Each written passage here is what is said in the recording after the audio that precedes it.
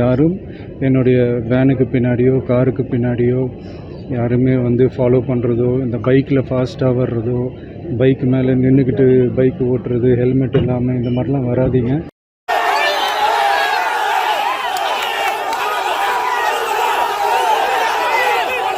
தமிழக வெற்றி கழக தலைவர் விஜய் இன்று செய்தியாளர்களை சந்தித்து பேசியிருந்தார். என்னை யாரும் பின்தொடர வேண்டாம், நான் படப்பிடிப்பிற்காக செல்ல இருக்கிறேன், ரசிகர்கள் திரும்பி சொல்லுமாறு வேண்டுகோள் விடுத்திருந்தார். ஆனால் அவர் சொன்னதுக்கு மாறாக தற்போது தொண்டர்களினுடைய நெரிசல் காரணமா தமிழக வெற்றி கழக தலைவர் விஜய் செல்லும் அந்த கேரவனின் முன்பக்கம் சேதமடைந்திருக்கிறது. விஜயை பார்த்த அந்த உற்சாகத்துல அந்த வாகனத்துல ஏற முயன்றவர்களை காவலர்கள் தடுத்து நிறுத்தி இருக்கிறார்கள். மேலும் அவர் வாகனத்துல கொடைக்கானலுக்கு புறப்பட்டு இருக்கிறார். இருப்பினும் ரசிகர்கள் தற்போது பலர் பின்தொடர்ந்து சென்று கொண்டிருக்கிறார்கள்.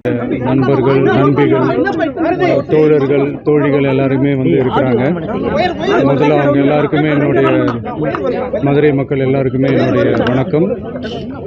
உங்களுடைய அன்புக்கு வந்து கோடான கோடி நன்றிகள். நான் இன்னைக்கு போகிறது வந்து ஜனநாயகன் படத்தினுடைய வேலைக்காக போகிறேன். கொடைக்கானல் ஒரு ஷூட்காக போகிறேன். கூடிய சீக்கிரமே உங்கள் மதுரை மண்ணுக்கு நம்ம கட்சி சார்பாக வேறு ஒரு சந்தர்ப்பத்தில் உங்கள் எல்லாரையும் மீட் பண்ணி நான் பேசுகிறேன். பட் இன்றைக்கி ஒரு 1 ஹவரில் நாங்கள் லேண்ட் ஆகி நான் உங்கள் எல்லாரையுமே பார்த்துட்டு நான் வந்து என் வேலையை பார்க்க நான் போயிடுறேன். நீங்களும் சேஃபாக அவங்கவுங்க வீட்டுக்கு போயிடுங்க. யாரும் என்னுடைய வேனுக்கு பின்னாடியோ காருக்கு பின்னாடியோ யாருமே வந்து ஃபாலோ பண்ணுறதோ, இந்த பைக்கில் ஃபாஸ்ட்டாக வர்றதோ, பைக் மேலே நின்றுக்கிட்டு பைக் ஓட்டுறது, ஹெல்மெட் இல்லாமல் இந்த மாதிரிலாம் வராதீங்க. ஏன்னா அந்த காட்சியெல்லாம் பார்க்குறதுக்கே மனசுக்கு வந்து ரொம்ப பதட்டமாக இருக்குது. ஸோ கூடிய சீக்கிரமே வேறு ஒரு சந்தர்ப்பத்தில் உங்கள் எல்லாரையும் நான் மீட் பண்ணி நான் பேசுகிறேன். அது வரைக்கும்